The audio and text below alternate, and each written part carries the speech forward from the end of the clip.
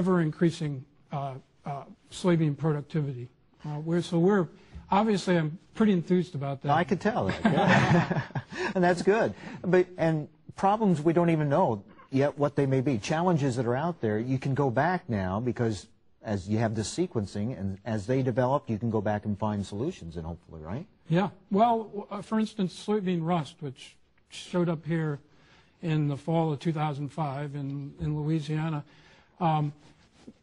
Brand new problems like that are bound to show up again. Similar aphid, of course, is a problem that showed up a year or two before that. But these are things that we can address as new problems crop up. We're going to be in a position to have a germplasm collection that's completely classified genetically to solve these problems with greater speed and efficiency. Dr. Borma, where do you see us going with this? Dr. Cregan mentioned the Asian soybean rust, and I think that's a really wonderful example of the progress that has been made very recently. Iowa State, a scientist at Iowa State recently found and sequenced a gene for resistance, and that'll fit very nicely now that we have the blueprint of what one resistance gene for Asian soybean rust looks like. Look throughout the soybean germplasm collection for additional sources of resistance. So it's just that technology basically in the last several months has already shown, I think, an enormous leap forward in what we can do, and fits very nicely with what Perry is talking about, Dr. Cregan's talking about in terms of utilizing this technology in order to get something to the field. Rick, as a soybean grower, this has to make you feel pretty good that these guys are working on these types of things. It's going to help you and other soybean growers around the country deal with whatever challenges you're facing. Oh, you're right. There's a lot of benefits to American soybean farmer, and the number one benefit is new varieties faster. And every farmer will look forward to that, hopefully coming out with an increased yield. The second area of great satisfaction is hopefully increased traits that'll better meet the end users. We can look at that as basically better quality meal, whether it be low phytate or high sucrose, which will meet the animal ag needs, which is our number one user in America, or it may meet with better quality oil, being low lin or middle oleic oils, which will help the soy food industry. Good point. Let me come back to Dr. Cregan. This isn't just all what can be done in the future. We're seeing some results right now, right? Certainly altering, fatty acid levels for low lin or higher oleic fatty acid is here now. I think soybean rust resistance will be here relatively soon when we start pyramiding those genes. Yeah, a number of these things are happening and will happen, I think, more quickly. Dr. Borman, I mean, you see that in the varieties that are being bred now, the changes that are going on already because of the research that's already been done. Yeah. Mike, I think one of the things that we see a lot of discussion about is how the cost of seed is increasing. And I would be the first to admit that in fact is true. What one must think about, though, I think, is what one is getting in addition in that bag compared to what one was able to achieve, say, 10 years ago. And I think that's the real payoff of all this technology is being able to more quickly adjust a variety, if you will, to a new race of a Phytophthora organism or Asian soybean rust or some other disease, and I think we're already seeing that having occurred, and I think because of that, I think there's some concern on the other end that it seems like the seed that now has more in it costs more, and that's a fact. Well, Rick, that's understandable. As a farmer, you're looking at your input costs, and you say, hey, that does cost more, but you have to look big picture. What am I getting from that? What advantages do I have and benefits I have now that I wouldn't have had before without being able to use this type of seed technology? Yeah, well, you're definitely right with that. I mean, you're looking at the new varieties, and increased yield is every farmer gets paid by bushels. And if we can increase yields with genomics or biotech or even conventional breeding, increased yields will definitely benefit every farmer. But we also have to look at our end users, as I mentioned earlier. If we can benefit the animal ag industry by bringing new traits and new varieties to them, it'll benefit the whole entire industry all the way down the value chain.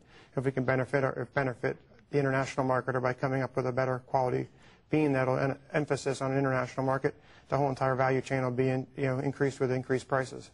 And one thing we hear from our foreign customers, they are concerned about the quality of our soybeans. Oh, that's definitely a concern we hear all the time. They're always looking for that 35% protein and 19% oil, and that's definitely a mark that American farmers have to strive to meet. Now you have, the Soybean Checkoff has put together a production research guide. Tell us about that. This is something new that we're bringing out that the Checkoff has brought forward. It's something from the production committee that is bringing forward, and it's going to be in this next issue of Beyond the Bean. And that's a news article put out by the Soybean Checkoff. And this research guide will bring forward the areas that the production committee is working in, which includes genomic information, which may include pest resistance or weather resistance, and it'll include areas of collaboration and show the different Checkoff partners. And they can go to? And to get that, if you don't already get that information, if you don't already get the Beyond the Bean, you can go to unitedsoybean.org, which is the Checkoff's website. And again, this type of research that we're talking about, these exciting new results, because of Soybean Checkoff investment. Yep, you're right on that again. The Checkoff dollars started very early on, and we continue to invest the farmers' dollars through the Checkoff very, very efficiently and effectively. Dr. Cregan, let me ask you, as a researcher, how important is it to have that investment by the Soybean Checkoff? Well, our whole genetic marker development, as I said, beginning in 1995, of course we have our in-house USDA effort, which pays all our salaries and our laboratory and equipment and all. But those extra dollars that are required to develop these DNA markers, a great deal of DNA library construction, which is kind of an esoteric thing, but sequencing these fragments to determine where they differ so that we can develop markers. Much of that has been funded over, as I said, the past, since however many years that is, 14 years by the Checkoff. And many of the soybean, in fact, most of the soybean breeders, I think, are using those markers and began right early on using them. And this came out of the Checkoff initiative, yeah.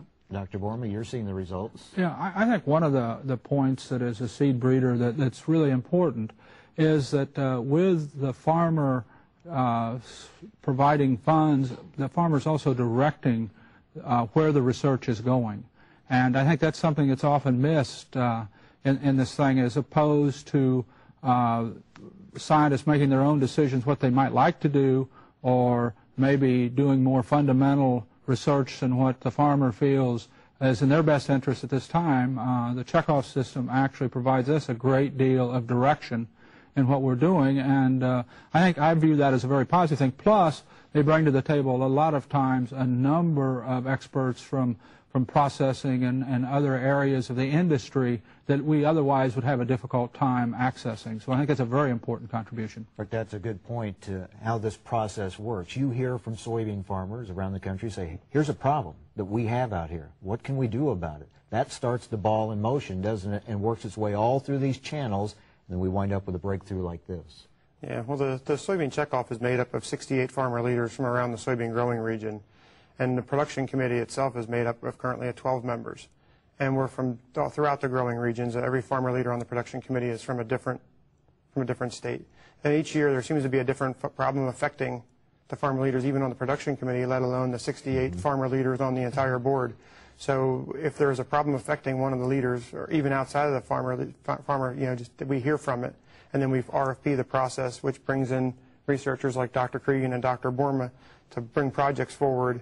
And then the committee goes through and selects them to see where the project best fits the entire industry. So there you have it. That tells you what we're talking about here. And we're going to give you a chance to ask some questions about what this means to you as soybean growers and what you can do with this type of information and what we're looking at the future of the soybean industry. We have our researchers with us. We have a soybean grower and someone who sits on that committee who helps make these decisions about funding with the Soybean Checkoff dollars to make all of this possible. We're going to take a short break. And when we come back, we'll be taking your questions. So we want you to start dialing now. If you have a question for our panel tonight, here's the number to call. You see it on your screen, 1-866-547-9696. Again, that is 1-866-547-9696 as we open the door to a brand new future of soybean research and production by sequencing that soybean genome. We want to get your questions. We'll come back and take those on Monday Night Live here on RFD TV. Stay with us.